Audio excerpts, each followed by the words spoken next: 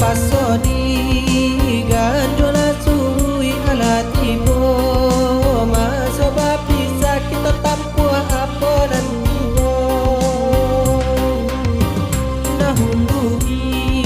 ibo kando sabui ini tasera bapak biya datangi denang mengkuatannya nan bura usala kita sabui nanelo saja kita kato kana bulia na asanang kiro-kiro nekarusa gunung dek kabui lari lalu